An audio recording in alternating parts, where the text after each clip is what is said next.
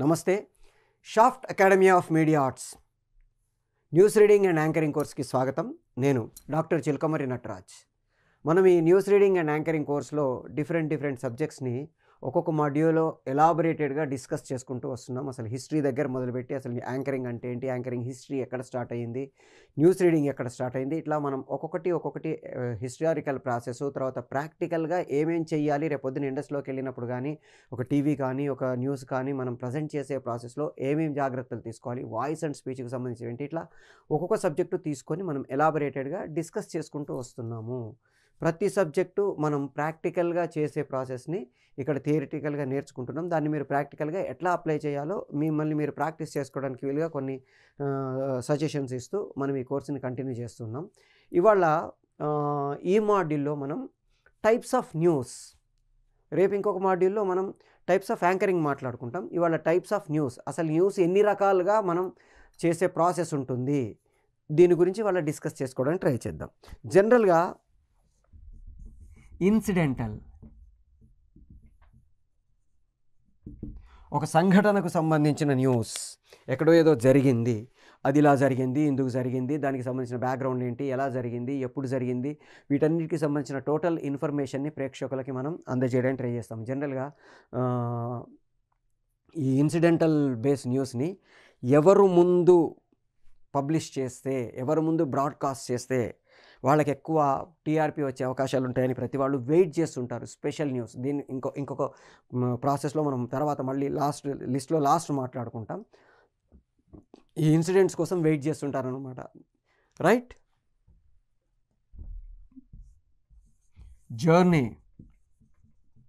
Journey based అంటాం. అంటే travel, special occasions, కొంతమంది గ్రూప్ వెళ్తుంటే ఇక్కడ యాక్సిడెంట్ అయింది, లేకపోతే కొంతమంది స్పెషల్గా ఒక ట్రైన్ తీసుకొని నార్త్ నుంచి సౌత్కి వెళ్తున్నారు, లేకపోతే రాజస్థాన్లో ఒక స్పెషల్ ట్రైన్ ఉంటుంది, ప్యాలెస్ ఆన్ వీల్స్ అంటాం. ఢిల్లీ నుంచి ఉదయ్పూర్ వరకు వెళ్ళి మళ్ళీ ఢిల్లీ వస్తుంది. జైపూర్, ఉదయ్పూర్, అట్లా ఒక బుందేల్ఖండ్ లాంటి ఒక 7-8 ప్యాలెసెస్ చూపించి దాన్ని తీసుకొని వస్తారు. Richest train in the India. 7 star hotel రేంజ్లో కంపార్ట్మెంట్స్ ఉంటాయి. దాంట్లో నేను వెళ్ళి ఎక్కడెక్కడ తిరిగి రావచ్చు, ఏం చేయొచ్చు, దానికి సంబంధించింది కావచ్చు. ఇప్పుడు మనం ఎప్పుడైతే క్లాసులు చెప్పుకుంటున్నామో ఇక్కడ ఈ టైంలో చార్ధామ్ యాత్ర సీజన్. అమర్నాథ్, కేదార్నాథ్, బద్రీనాథ్, గంగోత్రి, యమునోత్రి, ఈ ఏవైతే ఉన్నాయో ఈ ప్లేసెస్కి స్పెషల్గా కొన్ని టైమింగ్స్ ఉంటాయి. అమర్నాథ్ యాత్ర అనేది స్పెషల్, ఈ చార్ధామ్ల యాత్ర కాకుండా అమర్నాథ్ యాత్ర అనేది స్పెషల్.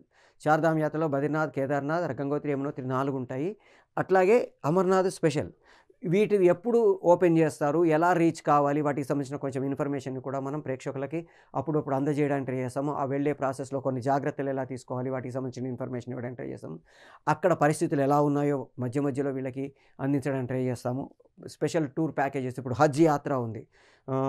ప్రతి సంవత్సరం పర్టికులర్గా హైదరాబాద్ నుంచి ఒక 300-400 మంది హజ్ యాత్రకి ఫ్రీగా గవర్నమెంట్ డబ్బులతో వెళ్తారు.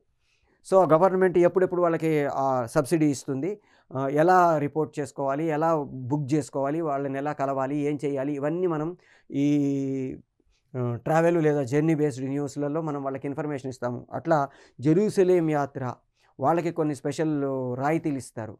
హజ్ యాత్రకు కానీ జెరూసలేం యాత్రకు కానీ వెళ్ళే వాళ్ళకి government of India, government of Telangana, government of Andhra Pradesh, government of Tamil Nadu, ఇట్లా స్టేట్స్ సెంట్రల్ కలిపి కొన్ని స్పెషల్ సబ్సిడీస్ ఇస్తాయి.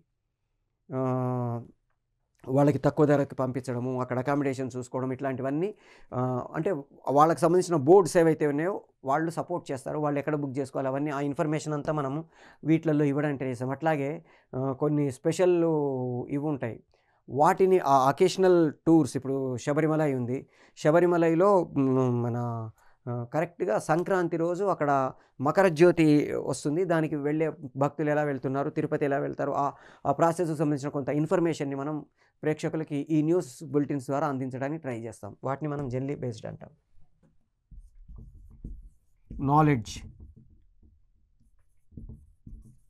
Knowledge based.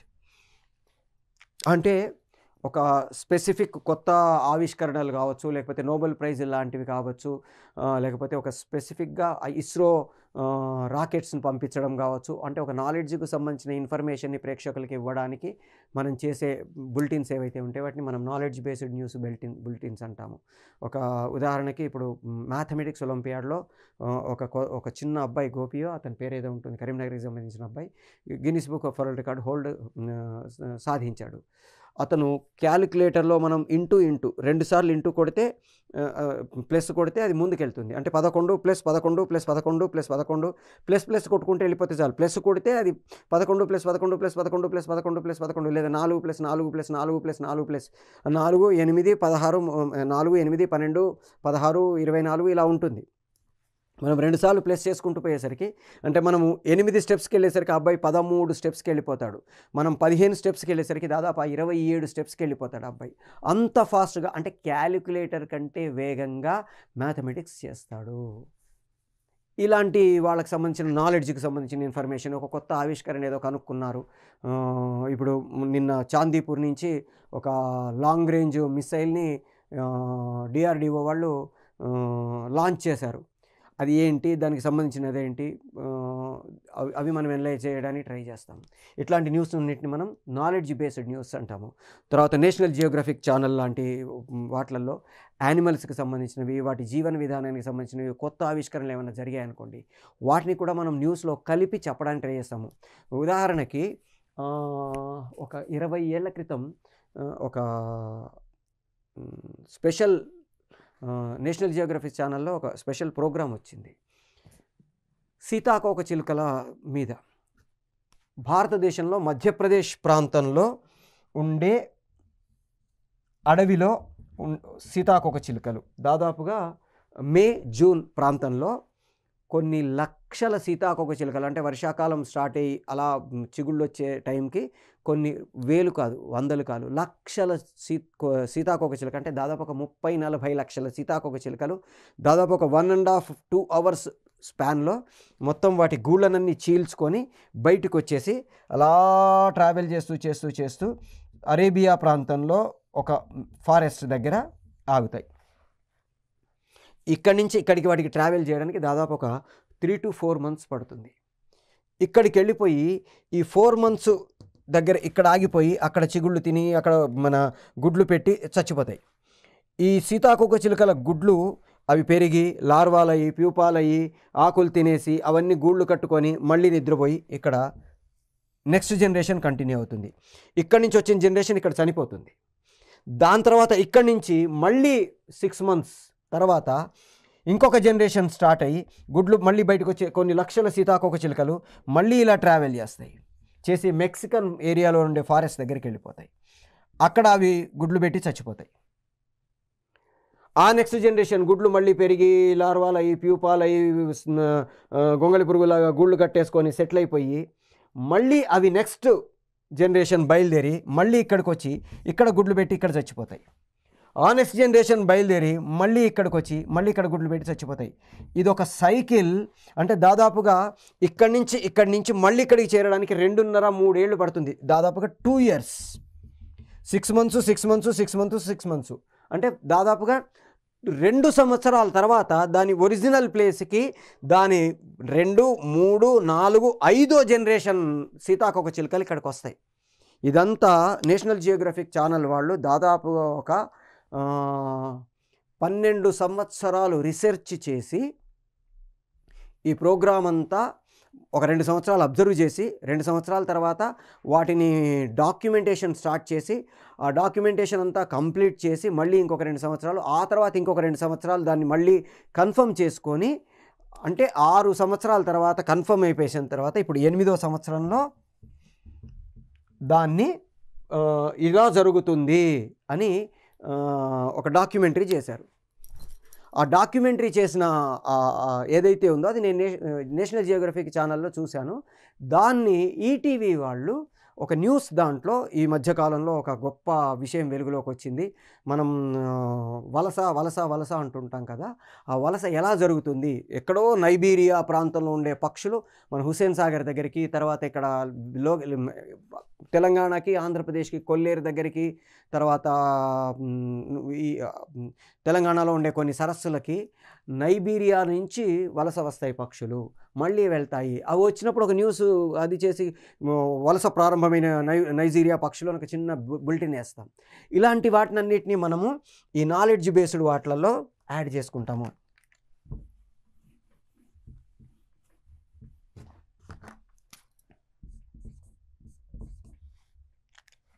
ఒకేషనల్ అంటాం.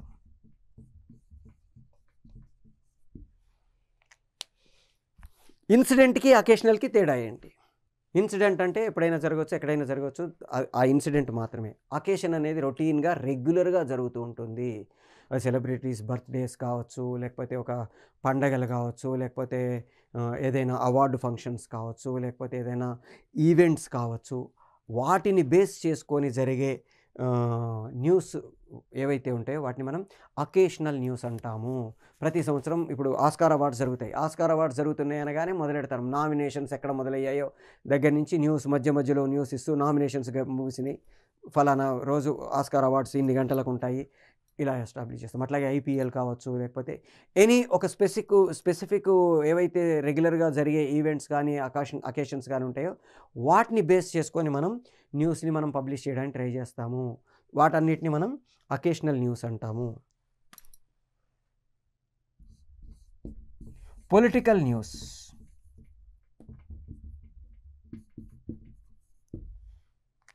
రాజకీయాలకు సంబంధించినవి.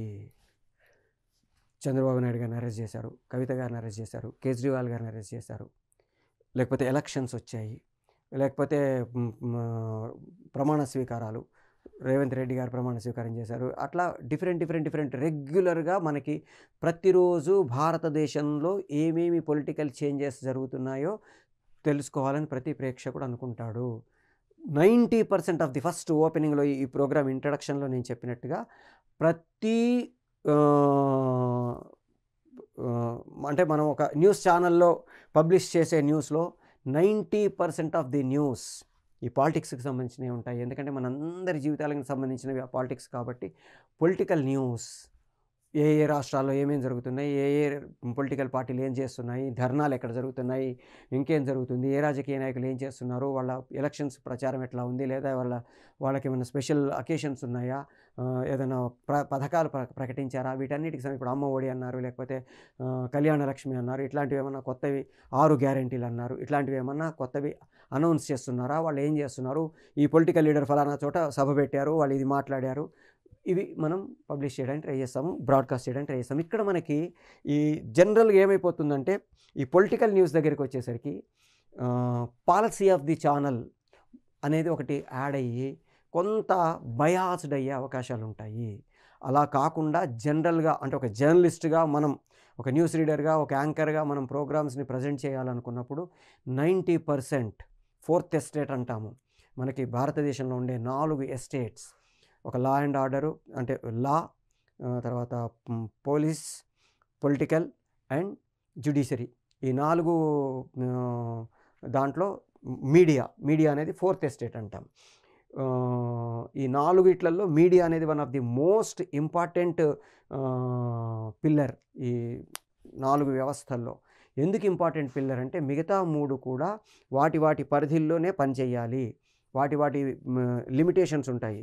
మీడియా మాత్రం వాటి పరిధి, వీటన్నిటిని అబ్జర్వ్ చేయడము, వీటన్నిటిని ఎనలైజ్ చేయడము, వీటన్నిటిని క్రిటిసైజ్ చేయడం కాబట్టి ఏ ఇన్సిడెంట్ జరిగినా, ఎలాంటి ఇన్సిడెంట్ జరిగినా దాన్ని బయట పెట్టి ప్రజలకు తెలియజేసే బాధ్యత మీడియాకు ఉంటుంది. కాబట్టి మిగతా 3 కంటే ఇప్పుడు ఒక కోర్టులో కేసు జరుగుతుంది, ఆ కేసుకు సంబంధించిన అన్ని ప్రొసీడింగ్స్ వాళ్ళు చెప్పాలని రూల్ లేదు, వాళ్ళు ఏదైనా ఆపేయచ్చు. కానీ దాన్ని ప్రేక్షకులకు తెలియజేసే బాధ్యత మీడియాది. ఒక పోలీసు వ్యవస్థ, రక్షణ వ్యవస్థ, వాళ్ళు ఏం చేస్తున్నారో ప్రజలకు చెప్పాల్సిన అవసరం లేదు, అవకాశం లేదు. కానీ అక్కడ ఏం జరుగుతుంది, ఎలా జరుగుతుంది చెప్పాల్సిన బాధ్యత మీడియాది. అట్లాగే పొలిటికల్ వాళ్ళ పాలసీస్ కానీ, వాళ్ళ మేనిఫెస్టోలు కానీ వాళ్ళు అవసరమైతే తప్ప బయట పెట్టరు. కానీ వాళ్ళ దాంట్లో ఉండే పాజిటివ్స్ ఏంటి, నెగటివ్స్ ఏంటి, ఏది ఎందుకు ఎఫెక్టివ్గా ఉంది, ఎందుకు డల్గా ఉంది, ఏది ఎఫెక్టివ్గా ప్రజలకి ఉపయోగపడుతుంది, ఏది ఉపయోగపడే అవకాశం లేదు, ఈ వాటిని అనలైజ్ చేసి ప్రేక్షకులకు తెలియజేయాల్సిన బాధ్యత మీడియాది. కాబట్టి ఈ ఫోర్త్ ఎస్టేట్ ఏదైతే ఉందో లాస్ట్ది చాలా ఇంపార్టెంట్, చాలా పవర్ఫుల్. ఎందుకంటే ప్రపంచ చరిత్రలో చాలా ప్రభుత్వాల గతిని మార్చిన ఘనత ఈ ఫోర్త్ ఎస్టేట్ మీడియాదే. మంచికి చెడుకి రెండిటికి వాడుతున్నారు, అది మనం పక్కన పెడితే మంచికి ఎలా వాడాలో మనం నేర్చుకోవడానికి ప్రయత్నం చేద్దాము. సో ప్రజలకి నిజాన్ని తెలియజేసే బాధ్యత ఫోర్త్ ఎస్టేట్ మీడియాది. కాబట్టి ఆ మీడియాలో మీరు భాగం అవుదాం అనుకుంటున్నారు. కాబట్టి ఈ న్యూస్ ప్రజెంట్ చేసేటప్పుడు వ్యక్తిగత తర్వాత మన భావజాలానికి సంబంధించిన రిజిడ్నెస్కి పోకుండా జనరల్గా న్యూస్ని ప్రజెంట్ చేయడానికి ప్రయత్నం చేయాలి. నెక్స్ట్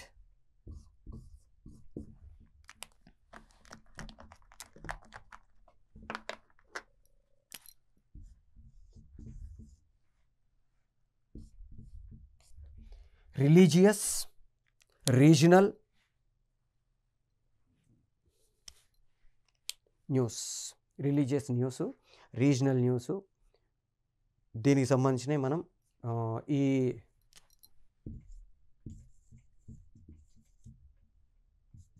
రీజనల్ ఈ రెండు రకాల న్యూసు. రిలీజియస్ న్యూస్ అంటే మత సంబంధమైనవి. ఇంతకుముందు మనం మాట్లాడుకున్నట్టు దసరా, దీపావళి, రామనవమి, లేకపోతే Miladunnabi, Ramzan, Bakrid, Easter, Good Friday, లేకపోతే క్రిస్మస్, ఇట్లాంటి పండగలు కావచ్చు, పండగలకు సంబంధించిన వాటికి సంబంధించినవి కావచ్చు, లేకపోతే ఎవరైనా రిలీజియస్ ప్రవక్తలు అంటే ఇప్పుడు చిన్నజీయర్ స్వామి వారు గారు, లేకపోతే శ్రద్ధానంద భారతో, పరిపూర్ణానంద స్వామి అలాంటి వాళ్ళు, లేకపోతే మౌల్వి నసరుద్దీన్ షాను, ఇట్లాంటి వాళ్ళు ఎవరెవరైతే వాళ్లకు సంబంధించిన వాటిని అక్కడక్కడ వచ్చేస్తుంటారో, ప్రవచనాలు చెప్తుంటారో, వాటికి సంబంధించిన న్యూస్ కావచ్చు, ఏదైనా అకేషన్స్కి సంబంధించిన, దసరాకు సంబంధించినవి కావచ్చు, దీపావళికి సంబంధించినవి కావచ్చు, పండగలకు సంబంధించినవి కావచ్చు, ఇట్లాంటివన్నిటిని రిలీజియస్గా మనం ప్రజెంట్ చేస్తే వాటిని మనం రిలీజియస్ న్యూస్ అంటాం. నెక్స్ట్ రీజనల్ న్యూస్ అంటే ఒక లోకల్, ఒక ఊళ్ళో ఏం జరిగింది, ఒక ప్రాంతంలో ఏం జరిగింది, వాటికి సంబంధించిన ఇన్ఫర్మేషన్ని మనం ప్రేక్షకులకి అందించడానికి ట్రై చేస్తాము. స్పోర్ట్స్,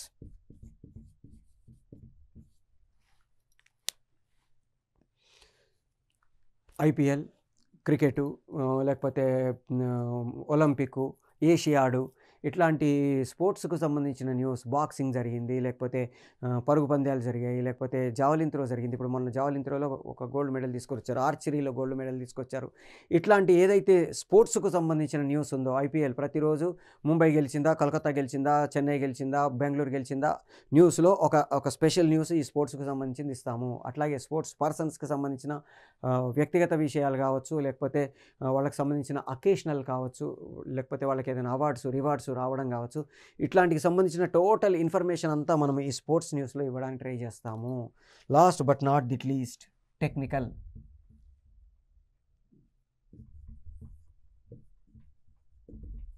టెక్నికల్ న్యూస్ ఇది కొంచెం కాంప్లికేటెడ్. దాన్ని చెప్పేటప్పుడు ఆ టెక్నికల్ నాలెడ్జ్ని కొంచెం తెలుసుకోవడానికి ట్రై చేయాలి. ఇప్పుడు ఫిజిక్స్లోనో లేకపోతే ఏదైనా ఆవిష్కరణ జరిగింది. ఇప్పుడు ఇస్రో వాళ్ళు మొన్న కొత్తది పంపించారు. జనరల్గా పిఎస్ఎల్వి వెళ్ళింది అంటారు. పిఎస్ఎల్వి అంటే ఏంటి? దాన్ని మనం చెప్పే ప్రాసెస్లో, న్యూస్ని ఎస్టాబ్లిష్ చేసే ప్రాసెస్లో ఎస్ఎస్ఎల్వి ఏంటి, పిఎస్ఎల్వి ఏంటి, జిఎస్ఎల్వి ఏంటి, ఇంకా కొత్త టెక్నిక్ ఏంటి, దాంట్లో ఏ స్టేజ్లో ఏమేమి వాడతారు, ఎట్లా జరుగుతుంది, అది భూమి నుంచి బయలుదేరి అక్కడికి చేరడానికి ఎంత టైం పడుతుంది, అక్కడ ఎన్ని ఆర్బిట్లలో తిరుగుతుంది. ఇప్పుడు ప్రపంచంలో చంద్రుడి సౌత్ పోల్ మీద రీచ్ అయిన ఏకైక దేశం భారతదేశం.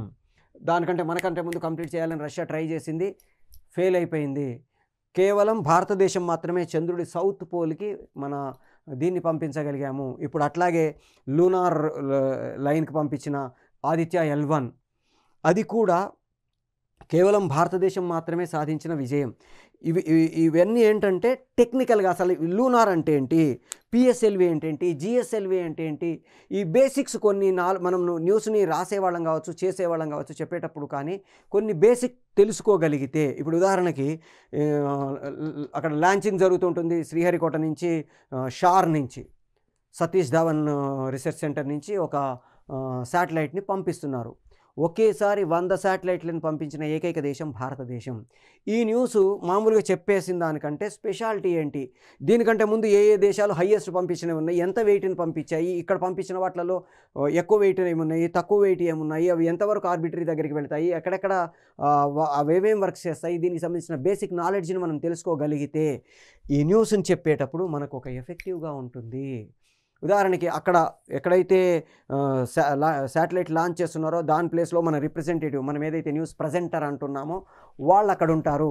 అక్కడి నుంచి సతీష్ ధావన్ రీసెర్చ్ సెంటర్ నుంచి మన ఏదో రాజో వెంకటో సుబ్బారావో అతను మనకి లైవ్లో ఇన్ఫర్మేషన్ అందిస్తాడు అన్నప్పుడు, చెప్పండి రాజు అక్కడ పరిస్థితులు ఏంటి, అక్కడ ఏం జరుగుతుంది అంటే ఆయన చెప్పే ప్రాసెస్లో స్టూడియోలో ఎవరైతే న్యూస్ రీడర్ ఉన్నారో వాళ్ళతో కోఆర్డినేట్ చేసుకుంటూ ఈ న్యూస్ని ప్రజెంట్ చేసే ప్రాసెస్లో ఇక్కడ ఇప్పుడు పంపించారు, పైకి వెళ్ళిపోయింది, గిరిగిరి తిరిగి వస్తుంది అని చెప్పారనుకోండి, నవ్వుకుంటారు ప్రేక్షకుడు. దాని బదులు అది ఏంటి, ఆ శాటిలైట్ లాంచింగ్ వెహికల్కి యూజ్ చేసిన బేసిక్ మోడ్ ఏంటి, అది ఏ ఆర్బిటరీకి వెళ్తుంది, ఇప్పటిదాకా ఏ ఏ దేశాలు దీన్ని సాధించాయి, దీంట్లో యూజ్ చేసే ఇంధనం ఏంటి, జియో సింక్రనైజ్డ్ అంటే ఏంటి, అది వెళ్ళిన తర్వాత ఏ ఏ దశల్లో ఏమేమి మార్పులు జరుగుతాయి, ఫస్ట్ స్టేజ్ ఎక్కడికి వెళ్ళిపోతుంది, విడిపోయిన తర్వాత సెకండ్ స్టేజ్లో ఏమేమి జరుగుతుంది, థర్డ్ స్టేజ్లో వెళ్తుంది, ఓపెన్ అయిపోయిన తర్వాత అక్కడ ఎంత డిస్టెన్స్లో ఈ ఆర్బిటరీ ఉంటుంది, ఇవన్నీ చెప్పగలిగితే ఆ న్యూస్ ప్రజెంటర్ ఎవరైతే మనకు లైవ్లో అందిస్తున్నాడో అతను మిగతా ఛానల్స్ కంటే మన ఛానల్ని ఎక్కువ చూడడానికి ట్రై చేస్తారు, మన ప్రజెంటేషన్ని ఎక్కువ చూడడానికి ట్రై చేస్తారు. మనల్ని మనం ప్రజెంట్ చేసుకునే ప్రాసెస్, ఆ నాలెడ్జ్ ఏదైతే ఆ టెక్నికల్ నాలెడ్జ్ ఉందో అది మనం ఎఫెక్టివ్గా ప్రజెంట్ చేసుకోగలిగితే మనం మిగతా వాళ్ళందరికంటే ఎక్కువగా ఎఫెక్టివ్గా ప్రజెంట్ చేసుకోవడానికి అవకాశం ఉంటుంది.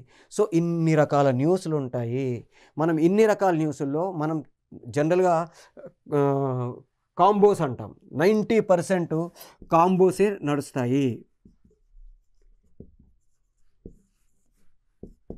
అంటే ఒక పొలిటికల్ న్యూసు, ఒక హెల్త్ బేస్డు, ఒక జనరల్, ఒక క్రైము అన్నీ కలిపి మనకి న్యూస్ బులెటిన్స్ తయారు చేస్తారు. ఆ న్యూస్ బులెటిన్లో జనరల్గా ఈ ఒక టైప్ ఉండదు, అన్ని రకాలు కలిపి ఉంటాయి. కొన్నిసార్లు స్పెషల్ బులెటిన్స్ ఉండొచ్చు, కొన్నిసార్లు కాంబో న్యూస్ బులెటిన్స్ ఉంటాయి. ఈ కాంబో న్యూస్ బులెటిన్స్లో మనం ఏమేమి న్యూస్ ఏ వరుసలో ఉన్నాయి, హెడ్లైన్స్ ఏంటి, మనం ఎట్లా చదవాలి, వాటిని ఎట్లా డివైన్ చేసుకోవాలి, టైం ఎట్లా ప్లేస్ చేసుకోవాలి, వీటన్నిటిని మనం ఇంకొక డిఫరెంట్ మాడ్యూల్స్లో డిస్కస్ చేసుకుంటాం. సో ఈ టైప్స్ ఆఫ్ న్యూస్లో ఏవేవి ఉన్నాయి, వాటిని మనం ప్రజెంట్ చేసే ప్రాసెస్లో తీసుకోవాల్సిన జాగ్రత్తలు ఏంటి, ఒక న్యూస్ రీడర్గా మనం తెలుసుకోగలిగితే మనల్ని మనం ఎఫెక్టివ్గా ప్రజెంట్ చేసుకోవడానికి అవకాశం ఉంటుంది. సో ఇది మనకి టైప్స్ ఆఫ్ న్యూస్కి సంబంధించిన ఇన్ఫర్మేషన్. కొంచెం వేరే ఇన్ఫర్మేషన్తో మనం ఇంకొక మాడ్యూల్లో కలవడానికి ట్రై చేద్దాం. షాఫ్ట్ అకాడమీ మనకి డిఫరెంట్ కోర్సెస్ని ఆఫర్ చేస్తుంది. ఫిలిం ఇండస్ట్రీకి సంబంధించిన major 3 wings, fine arts, animation and film making, ఈ మూడిట్లలో డిగ్రీని డిప్లొమాస్ దగ్గర నుంచి పీజీ వరకు రకరకాల డ్యూరేషన్స్తో మనకి కోర్సెస్ని ఆఫర్ చేస్తుంది. అది కూడా UGC recognised, Potti Sriramulu Telugu University, Annamalai University, Krishna University లాంటి యూజీసీ రికగ్నైజ్డ్ యూనివర్సిటీస్ తోటి అథెంటిక్ సర్టిఫికేషన్ తోటి మనకు కోర్సెస్ని ఆఫర్ చేస్తుంది. అది కూడా అతి తక్కువ ఫీజులతో. మనం నిజంగా మిగతా ఇన్స్టిట్యూషన్స్తో పోలిస్తే చాలా నామినల్ ఫీజులతో మనకి ఈ కోర్సెస్ని ఆఫర్ చేస్తుంది. మనం ఇప్పుడు ఎట్లాగైతే మీరు anchoring and news reading course నేర్చుకుంటున్నారో అట్లాగే దీనికి రిలేటెడ్గా ఉండేవి డబ్బింగ్ కోర్స్ కావచ్చు, లేకపోతే వాయిస్ కల్చర్ కోర్స్ కావచ్చు, లేదా యాక్టింగ్ కోర్స్ కావచ్చు, ఇట్లాంటివి తర్వాత మిమ్మల్ని మీరు ప్రజెంటేషన్ చేసుకోవడానికి వీలుగా, మిమ్మల్ని మీరు చేసుకున్న వాటిని యూట్యూబ్లో అప్లోడ్ చేసుకోవాలన్నా, ఇంకొకటి చేసుకోవాలన్నా ఎఫెక్టివ్గా ప్రజెంట్ చేసుకోవడానికి వీలుగా ఎడిటింగు, ఇలాంటి కోర్సెస్ కూడా నేర్చుకోగలిగితే చిన్న డిఐ ఎట్లా చేసుకోవచ్చు, కలర్ కరెక్షన్ ఎట్లా చేసుకోవచ్చు, కలర్ గ్రేడింగ్ ఎట్లా చేసుకోవచ్చు, ఇట్లాంటి చిన్న కోర్సెస్ని మనం మల్టిపుల్ కోర్సెస్ నేర్చుకోగలిగితే మనల్ని మనం ఎఫెక్టివ్గా ప్రజెంట్ చేసుకోగలుగుతాము. ఇండస్ట్రీలో ఇప్పుడున్న పరిస్థితుల్లో సింగిల్ టాలెంట్ పర్సన్ కంటే మల్టిపుల్ టాలెంట్ పర్సన్స్కి ఎక్కువ అవకాశాలు ఉంటాయి. సో మనల్ని మనం మల్టిపుల్ టాలెంటెడ్ పర్సన్గా, ఒక ఆల్రౌండర్ క్రాఫ్ట్ మ్యాన్గా ప్రజెంట్ చేసుకోగలిగితే మిగతా వాళ్ళకంటే మనం ముందు పరిగెత్తడానికి అవకాశం ఉంటుంది, ఎక్కువ సక్సెస్ సాధించడానికి అవకాశం ఉంటుంది. కాబట్టి మిమ్మల్ని మీరు మల్టిపుల్ టాలెంటెడ్ పర్సన్గా ఈ డిఫరెంట్ కోర్సెస్ నేర్చుకొని ఎక్విప్ అయ్యి ఇండస్ట్రీలోకి వెళ్ళడానికి ట్రై చేయండి. మిమ్మల్ని మీరు ఒక గొప్ప పర్సన్గా మార్చుకోవడానికి, సక్సెస్ఫుల్ పర్సన్గా మార్చుకోవడానికి ప్రయత్నం చేయండి. All the best.